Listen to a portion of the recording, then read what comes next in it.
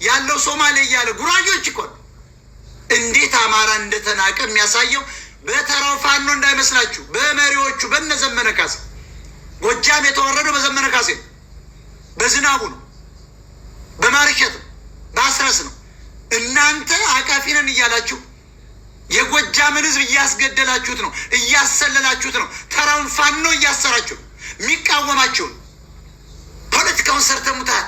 ይሄ እኮ ትግሬ ነው። መምህር አንበርክ እኮ የረሸነው ይሄ ነው። አላዛር ነው። ሰለሞን ገሪማ ነው።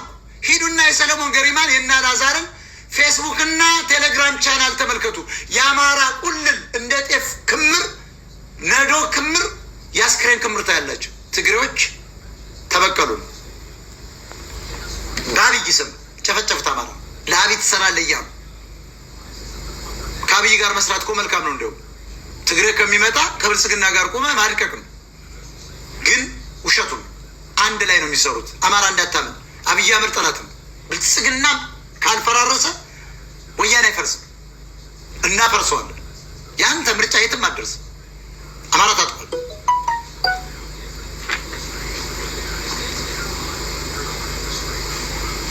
ይሄ ሶማሊያውን ያያችሁት እኮ የወሸላ ሽርጣን ደረቱን ነፍቶ እኮ ቲክታክ ላይ ጎጃም ውስጥ ቁጭ ብሎ እኮ ከገበሬ ከአርሶ አደር መሀይም ወጣቶች ጋር ሆኖ እኮ ጠመንጃ ከስራ አድርጎ ቲክቶክ ላይ እኮ ነው የሚውለው።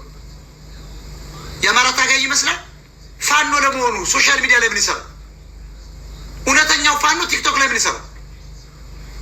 ምን ሊሰራ ይመጣል? ዳታስ ከየት አገኘ? ስማርትፎን ከየት አገኘ? ለእግሩ ሸበጥ የሌለው ፋኖ የአማራ ፋኖ እንዴት የ50,000 ብር ስልክ ይዞ ቁጭ ይላል? ያውም የ20,000 ብር ዳታ ኢንተርኔት ሞልቶ። ይሄ እኮ የአማራን ትግል ለመበተን ትግሬዎች ያሰማሯቸው ናቸው። እየሰለለ ነው። በሶማሌ ስም መጡ፣ በኦሮሞ ስም መጡ፣ በጉራጌ ገብተው እነሱ ስራቸው ማለት የተለየ ሲም አላቸው። አስገብተው ለአብይ ይሰላሉ፣ ለራሳቸው ብሔር ይሰላሉ። የፋኖ እንቅስቃሴ፣ የገበሬው እንቅስቃሴ፣ የአማራን አመለካከት፣ የአብይን አካሄድ ለህዋት ያቀብላሉ።